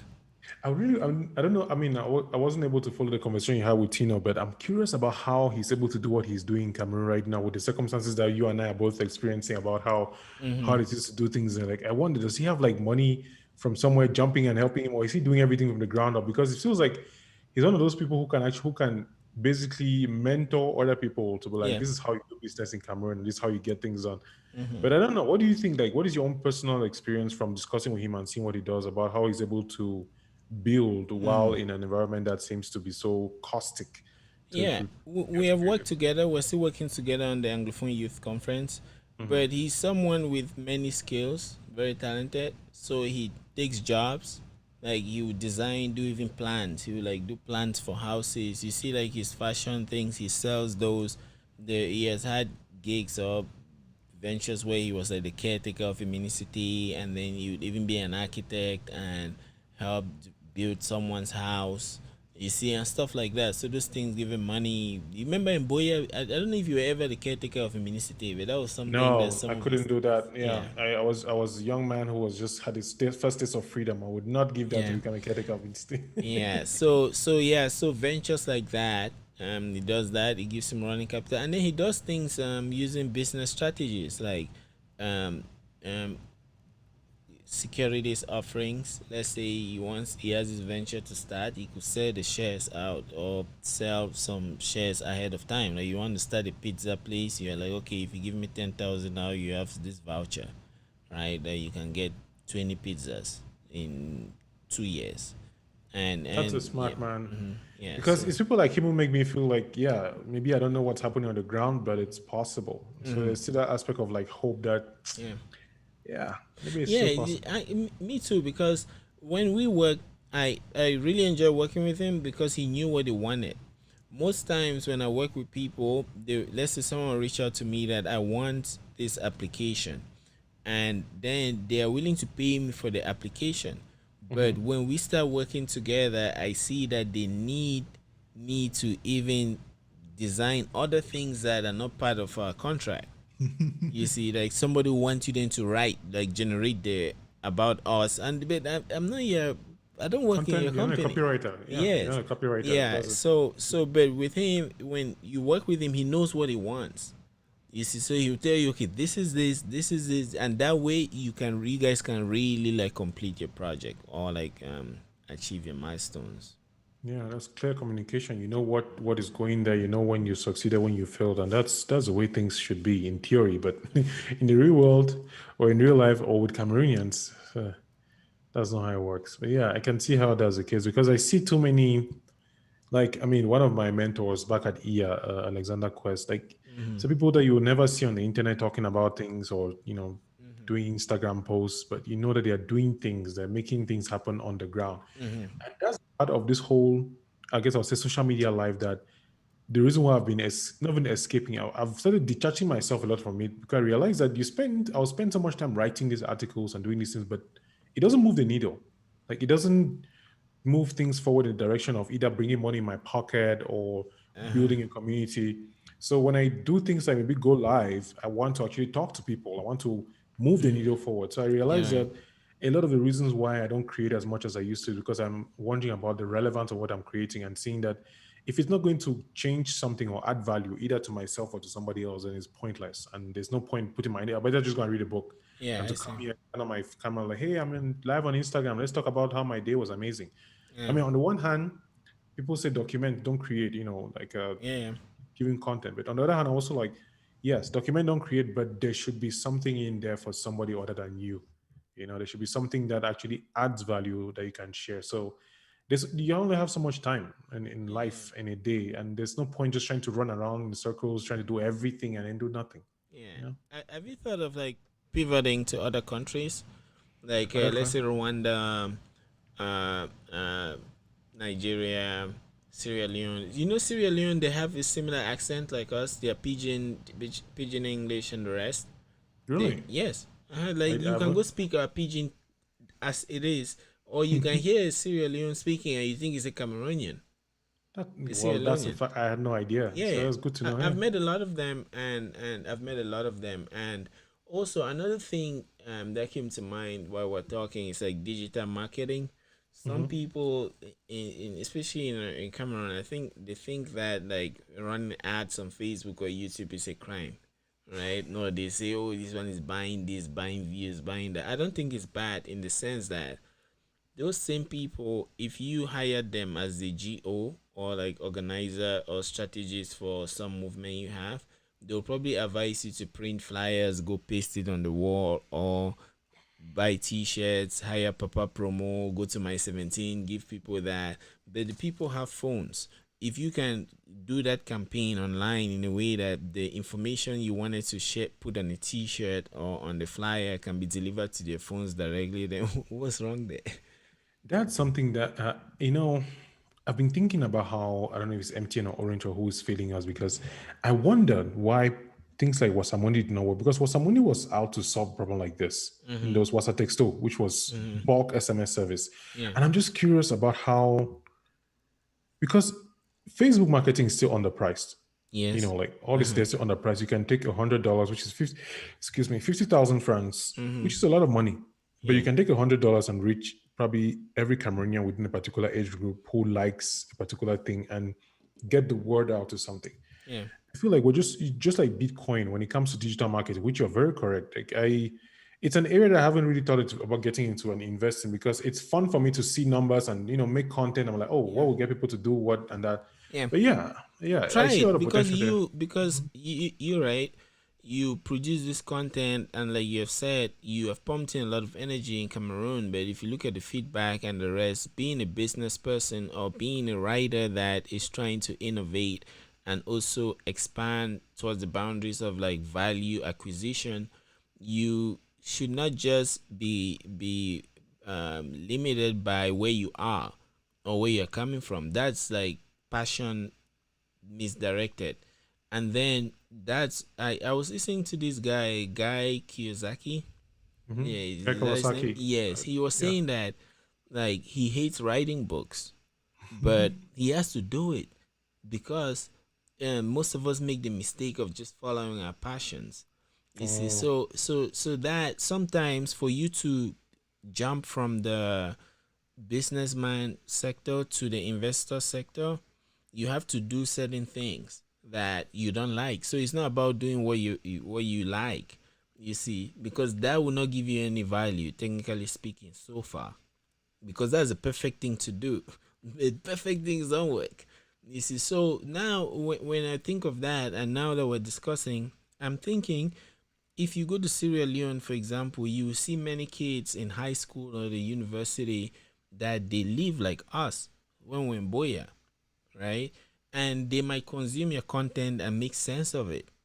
There are people in Rwanda, there are people in South Africa, there are people in Uganda, there are people in Niger, there are people in where is that, Benin. You Yeah. see, so how do you reach this point? Do you want to be flying? Even if you have to fly, you can just text them We or can take show them something. Yeah. Tino's helicopter and land in Garo and drive a Ferrari. Yeah, yeah. So I think that's also something that we should start thinking of. Look at Tim Ferriss and all of these people. They have all the strategies that they have used to reach out to people. Even like the Philippines and the rest now, they have their targeted marketing. And it's a big thing. And analytics, the things that use robotics now, robots, AI nowadays, they're not just developing for no reason. Yes, so those can be used to expand the market and get feedback. Even on YouTube, I think you can try running ads, like run, Yeah, you yeah. can. Yeah, you can run YouTube ads. The Mm-hmm. thing is with YouTube, it's. I mean, I've studied so much about creating on YouTube that I actually feel that being in America is a disadvantage. Apart from the fast internet that you have, Mm-hmm. I feel like the content that I can make is so limited Mm-hmm. because the environment is different. I can't move the way I want. But when I'm looking at Cameroonian content creators, there's this my man Emmanuel Sanyu who runs Displore. It was used to be Emma Top 10, now it's Displore. He has over 200,000 subscribers. I think it's getting close to 30,000 to 300,000 subscribers now. Oh wow, I'll check it out. And yeah, so it's like I think it's one of the top independent. Well, now he has like a team, but he used to be by himself for a long time, for many years before he got to the point where he could afford to actually employ people to work with him. Is he on And Facebook? what? Is he on Facebook? Yeah, Emmanuel's on Facebook. No, Emmanuel's I on. mean the platform. I don't think so. He doesn't need to be on Facebook. Yeah, no, I just wanted to know if I could just check Yeah, it. Displore. yeah. Displore. Let me see if I Okay, can find it here as well. okay. I see Displore on YouTube. I see. Yep, that 8,000 likes. That one. That's the one. Displore an educational channel with some vital information, etc., etc. Yeah, Displore is on. That's it. Okay, mashallah. Okay, sorry. Go on. Yeah. Yeah, what I'm saying is people like him have been able to create something without having ever left the country. Mm-hmm. And people like Tino have come back. And there's all these patterns of behavior of people that I'm like, I don't want to claim that I'm an outlier, but if these people can do it, then there is something here. There's a success leaves clues. There's a formula here. So when it comes to the talk Yeah. about YouTube and YouTube ads, he never Mm-hmm. needed to do that because Mm-hmm.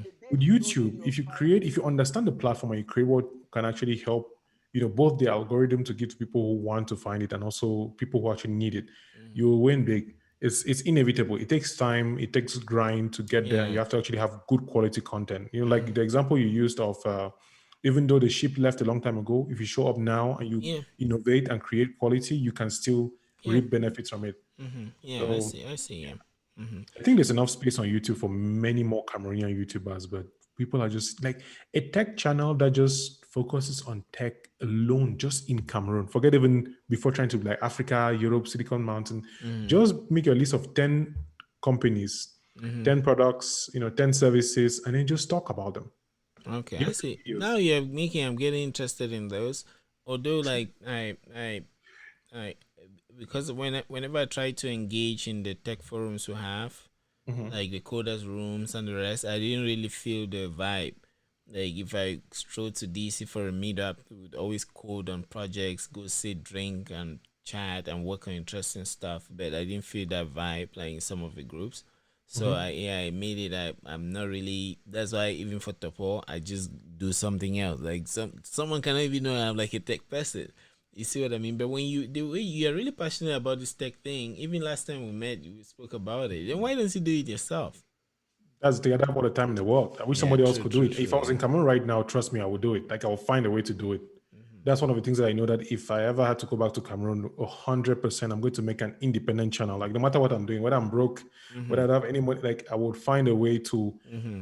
gather the database of people that I have and reach out to like I'm doing this thing and record it. Like my biggest difficulty will be the internet. That will be Yeah. all. That's like the biggest problem because if you have a computer that can edit, you don't need to make fancy edits. You just need to have a camera Mm-hmm. and record it. Like Mm-hmm. I know 100%, Mm-hmm. Brian. If I have to go to Cameroon, the ideas I'm talking about, Mm-hmm. I'm not even going to waste time. trying to get it down, putting it down on the floor and going. Because what I've learned in the past 2.5 years being in the US is the opportunity Hmm. of the fact that Cameroon doesn't have, there's a lot more to be discovered than people realize. Yeah, true, very true. Everything has been discovered in the US, in my opinion, and people are still innovating. Like that's the funny thing. I still see startups being created every day. People still raising venture capital money. I'm like, I thought everything was done, but no. Yeah, right. Yeah, yeah. Then Well, just the low imagine. hanging fruits are gone, but there's still Yeah, like high hanging fruits. Yeah. yeah, 100%. Yeah. When I look at Miss P, when I look at Freaky Table, when I look at this lady from what's her name, Paula Audrey. Forgot to know what the show is called on YouTube. These people show up just this year. This is just last year. Mm-hmm. Freaky Table has not been around for more than a year, Oh yes. Yeah. but they are Then. making enough waves for people to pay attention to the culture, to things that are going on. So I'm Mm-hmm. just asking myself, imagine even a university, a college centered show where somebody just talk with their roommates and with their classmates about being in college. Like, hey, how is Ngwaikele? Just having conversations about what it feels like to be studying in Yaoundé, what it Mashallah. feels like to be studying in Chang, Yeah. and have a place where people can just compare and contrast. Like, oh yeah, my lecturers do this, and this is what happens. I don't even have words to describe the amount, the opportunity that is still not being tapped from by people who can just watch others and be like, just copy it. Like we copy all the wrong things. I feel like we don't like you watch Tim Ferriss, right? When I watch a video now, it's strange. I have this idea that I want to do, and I'm planning on working. It's called on this. I don't know if you. I watch a lot of comedy on YouTube, which is surprising for people. I watch a lot of these videos of sketches, like Trevor these guys who Noah and stuff what. like that. I said Trevor Noah and stuff, people like that. Yeah, not Trevor Noah is even like people who do sketches where they Uh huh. act different roles by themselves. Like you just talk and then you see the camera. There's this lady called her name is Julie Nolke. She did one where she was describing the pandemic to her past self. Like she's basically talking to herself about things, and it's funny and Mm-hmm. it's really interesting. I found a Mm-hmm. couple of people. There's one guy who does. He acts as the writer and the producer of a show Yeah. to basically tell you how terrible a movie was. Like he did one on Tenet that I watched recently. I enjoyed it so much because he brought out points. I was like, yes, of course, the music was so loud. Yeah. So you have these people who are so talented in they use comedy, use fun to say this. I want to try them out, but I don't know if I have the talent. But I'm looking at Cameroon, I'm like, why is nobody doing these things? Why is nobody just watching these guys? I'm like, I could do that and talk about a topic that is dear to me and dear to Yeah. my friends. Mm. It doesn't have to be an American topic or a Yeah. Canadian Right. topic, but the Yeah. format, Yeah, yeah, I see. Sorry, cut you short. I see you mentioning that a genius idea just hit me that then somebody then should be talking about beer because you asked that what are they doing? We're busy drinking. So maybe someone should be like because we really combine the have kind this of beers culture in of Cameroon. beer, but we have not created enough ambience around it. Yeah, You see what I mean? Because like even here in the States, right? If you start hanging out with people or in Germany, you see that there's some people pride themselves in being able to talk about beer, even how it tastes and how it's how it's different. made, different Exactly. brands. What Yes, do you right. feel like? So that now that idea actually you just implanted that inception. You just put that in my head actually. You see, there are two kinds of people. I mean, there are many kinds of people, but there are idea people and there are execution people. One thing that I've Mhm. realized for myself is I'm an idea person. I could come up with Mhm. ideas for days. Problem Yeah. is usually the sitting part and then doing the thing, like actually executing it. Yeah. So I have a lot of ideas on a regular basis. They're always just overflowing. Now I just Mashallah. wish somebody would just pick it up. It means I should invite you here more often so we just talk about these things. And this is actually a whole culture on its own where people too can just meet and talk about like what they can do. And I think I know where this is coming from. You introduced me to this guy many years ago, this Jewish guy. James Altucher? Yes. So I Yeah. think he's the one that really did that to you because he spoke about like always generating, having a book where you just Idea yes. machine, So yeah. so maybe that is germinated, and I think I can feel that. Yeah, Yeah. in 2011, James changed my life. I mean, I hope to meet a guy one day and be like, bro, thank you, because I never knew that it was possible for somebody to write about their own experiences in that kind of way, and that really Yeah. changed my perspective. And I think that's how I started detaching myself from this idea of not even detaching myself. I started noticing there was discrepancy between what it means to be Cameroonian and also what it means to be creative. Because the people that I really respect in the creative space are people who you would not consider them generic Cameroonians in the sense of, whether it's enjoying beer, Yeah. being selfish, being greedy, just money minded. Yeah. People like the first thing that comes to mind, like William Taco, for example, or Adeline Kamga, like the people who they're just cool people who are really good at what they do. Yeah. Right. You don't see them as Cameroonians. You see them first even as artists and then, as Yeah. people, and then they happen to be Cameroonian. So Mashallah. the Yes. idea of that support your own, it comes back to that circle of, do I support you because you're Cameroonian or because you're good at what you do? There's two different things. Yeah, right. Yeah. And we're singing for like an hour 35 minutes, but I could show you the sound thing if you're interested. Yeah, Since sure, yeah, sure. so Let's do it. Yeah. and because I just remember that because one of the things that I remember listening to Nabil's show. Shout out to Nabil. He's doing a wonderful job. Yeah. To He captures the culture. He empowers like people in the hip How does hop it make money? space. I'm curious because that's something I would like to do. I I just talk think with. mostly sponsorship so far. Nice.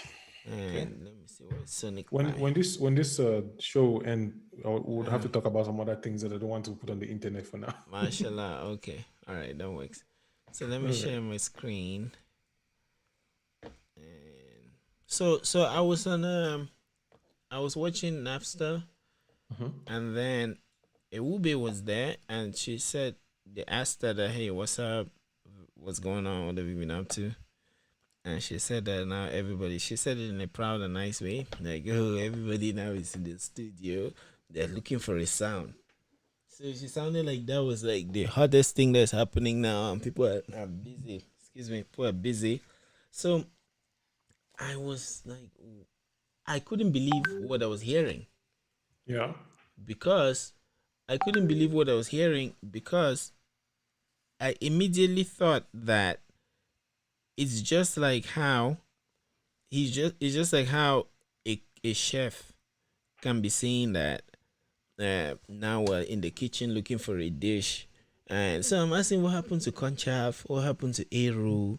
What happened to Bobolo? And you know what I mean?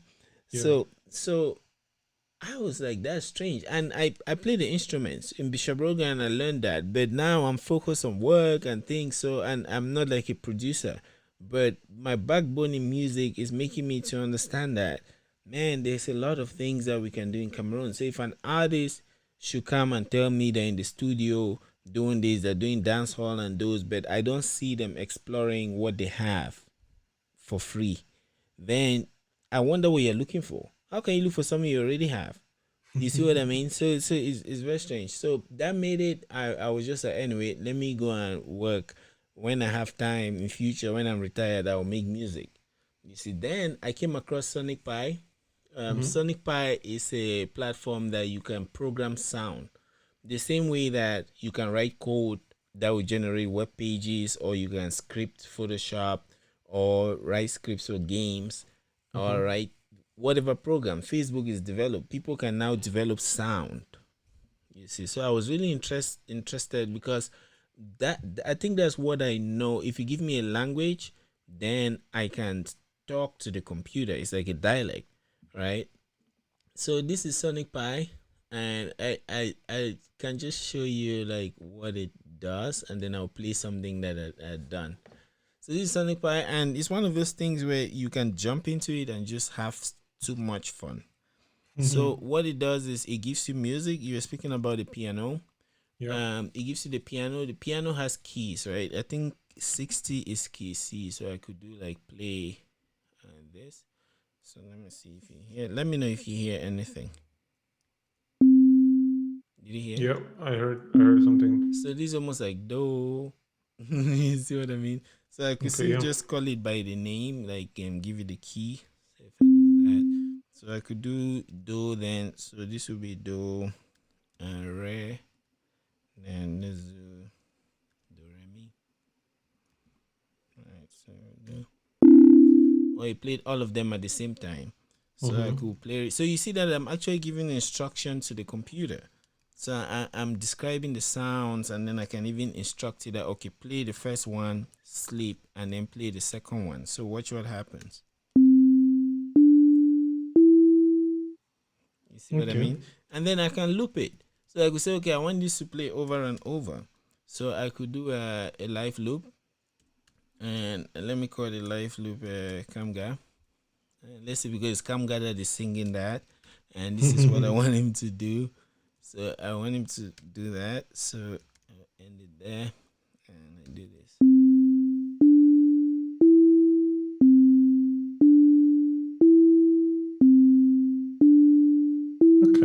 So to play this over and over. So I can start, if I think of it as a choir, I can start playing like different things.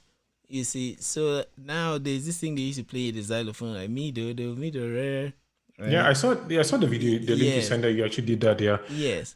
And I actually have the script here that this is it. I'm also trying to capture like my tribe songs. Oroko.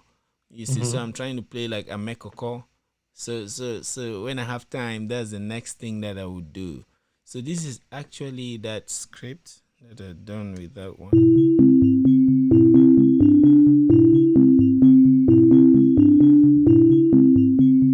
And usually they used to be the guys that play the one that makes like boom boom. Let me play that.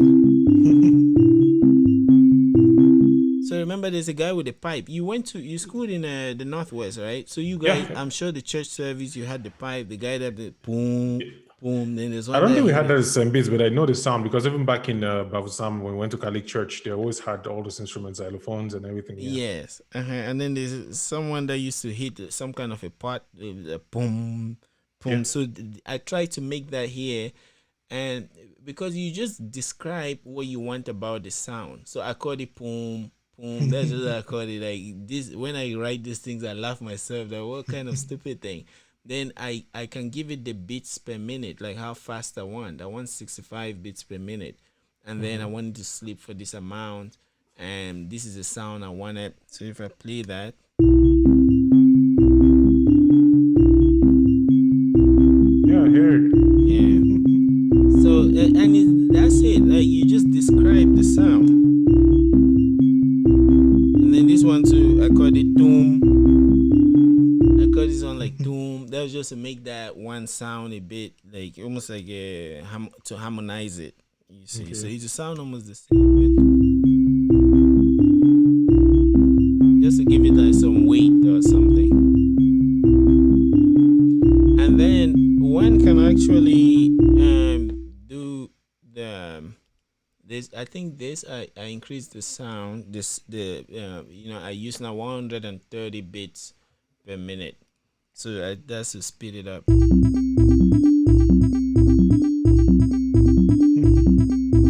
So you can, and I can make it faster or slower, and this software, the guy that did this software, he also plays like a DJ. He calls it live music. So there are times that he can go to like a club and just because you can be writing this in real time. As yeah, that's let's say this script that I put here, like this one, we had C here, right? So this can be happening, and then I decide to, I could say, okay, let me increase the speed, right? I do like 65, and then I can just run it again. That is slow, and I can make it 90. You see, and I can keep adding different parts and different parts. So he plays music like that. And the interesting thing too is, let me do another live loop. You could have samples. You can even connect like Microphone? yes, microphone, guitar, all of those things. You can connect them live. Right, do this. I wonder how long will it take for someone to learn how to do this? That's what I'm curious about. Uh, it depends on you. It's like me. It didn't take me long. Because you're I, already a programmer, so I guess you have a a backbone of understanding how to program things. But yeah, but it's just about giving instructions. Just knowing that okay, you see how I said play C. So you see that it's like key C. That's a major key, right? On yeah, the piano, do that do on key C. So then I understood what sleep means. Like I want to wait for one beat, skip one beat, and that's it. So then it gives you the ability to sample. Um, I think it's let me do.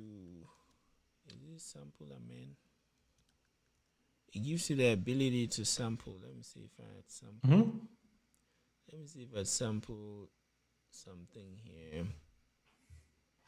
I should have one of these samples. There are different samples actually. Uh, Like there's one called Loop Amen. You know Loop Amen?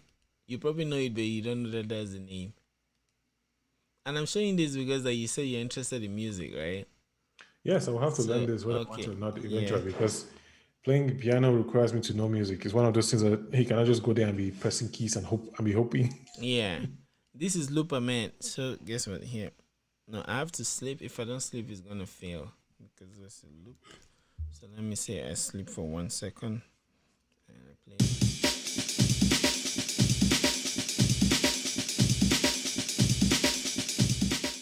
So I was sleeping just for 1 second, so it will sleep and then start back when the previous one was still playing. So that's why there was that confusion.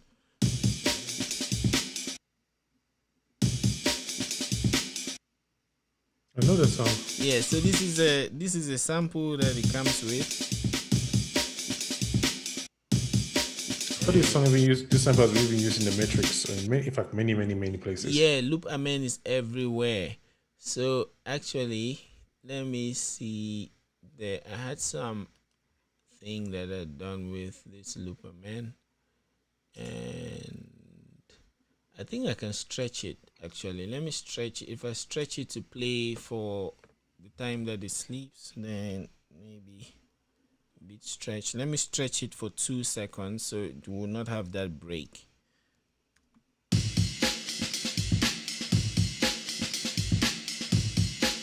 So you see what's going on? So I can start rapping. You want to try the flow? Have you ever been a rapper? Hey man, you think you can rap? No, yes. Come on, hey yeah. The rap gods are sleeping for me at midnight. Yeah. So and this thing is fun, man. There are times when I study or I work and then I'm so tired. I just turn it on and put one of these and then I start rapping. It's impressive what that just adding that beat stretched you to that. Yeah. I mean, I'm just imagining what you can build with that. Exactly, because what happened is that without the beat stretch, and this is where it gets interesting because you become like a craftsman. That when I play without the stretch, right? What happens is that the loop amen, it means that sleep for two beats means let's say 2 seconds. But if loop amen ends and then there's a break within, it means that the song is shorter than the time that it sleeps. You see, so it plays. Let's say it plays for 1.7 seconds, and then it sleeps for 2 seconds, and it starts again. So it doesn't marry to the end. It doesn't like tag along and just continue in like a clean loop. So if I stretch it now for the time that I sleep, then that's how you can have that continuous stream. You see, so you see now that you can be telling these ideas to the computer, and it's just like common sense. So now it means that I can use that and deal with the how fast or slow it goes. Because let me stretch it, sleep for 3 seconds, and make it to go like that. Yeah. This is 1995 hip hop style, man. You see what I mean? So, and then I could actually do that. I could speed it up too with the beat per second. And let's see, let me use 90. So that's because I made it faster. And what happens if I make it like 110? So make it 130, what happens? Yeah, I can even start playing some Brazilian shit just by making this thing fast or slow and stuff like that. So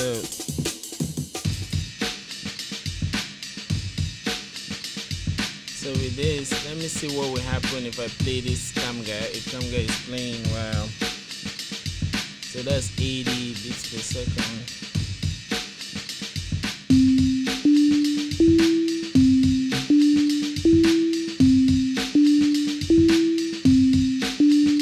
That's cognitive dissonance. Yeah, let me see if I can mix it.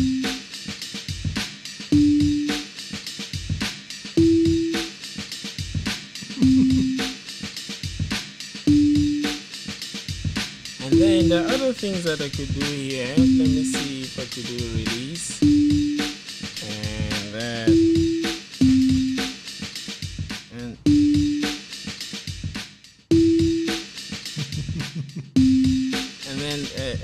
let me see if I can do like some kind of a wave thing. I need to add an effect. I could do effects. Let me amplify it.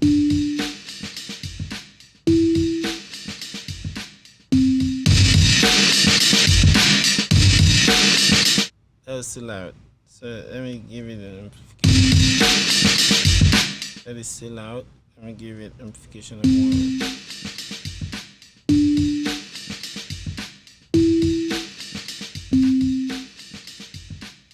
So anyway, by this release, what I'm doing with release is that I'm saying that start high and then release it, like make it a fade away.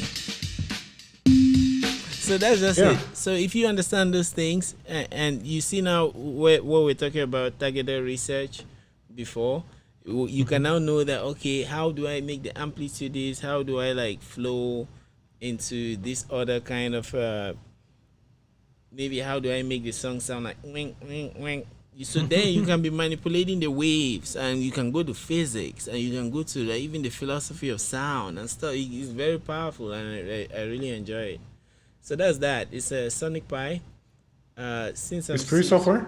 Yes, it's free. Let me go to the website for those that want to download it. I should have this thing here. Let's see. Sonic Pi. So yes, so this is the tutorial, but there should be, if you go to like sonicpi.net, you should be able to download it. Yeah. Nice. So yeah, so here you choose Mac, Windows, and if you have a Raspberry Pi, this one was originally built for the it's like a microcomputer. So if you do like Mac and the rest, you can download it, and then it has a tutorial that you can, and there are videos. The videos. Let's see.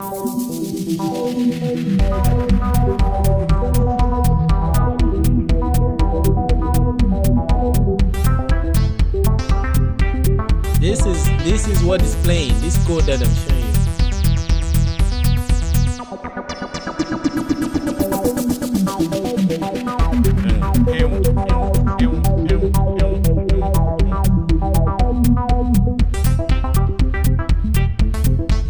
So this is his code, and you can just copy it. Like if we copy, let me see this one. Let's see this. Let me look for something that is interesting. There's ocean waves, and you can make sound for movies. You can actually make your own music for your own shows and everything. Yes, I may make a jingle. I may make a jingle for Topo when I have time.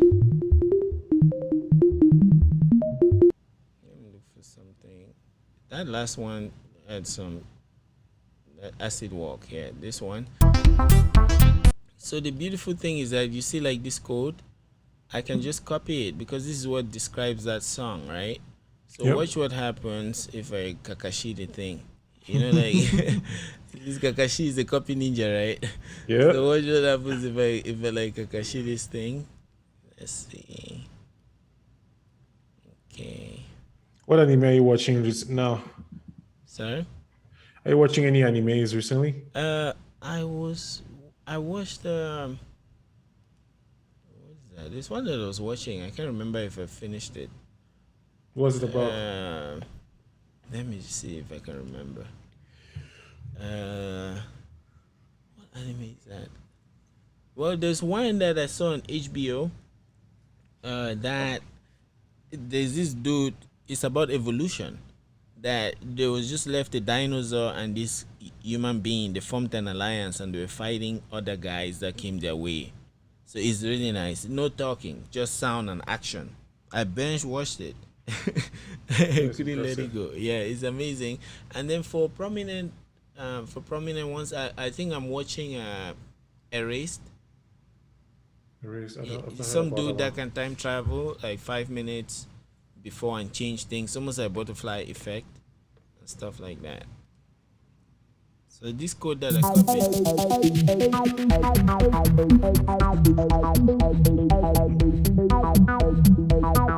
So let me make this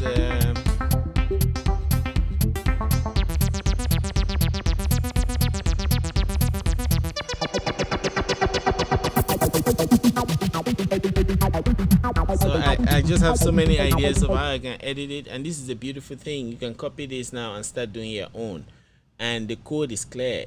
Easy from what we said. See, there's this thing that he's doing 28 times. That 28 times do this thing. It plays this drum bass hard, and actually you can also change it. Imagine that I could actually use synthesizer. Let me synthesize it with. Let me do. No, Brian, we might have to cut the music class a little bit short today. Yeah, right.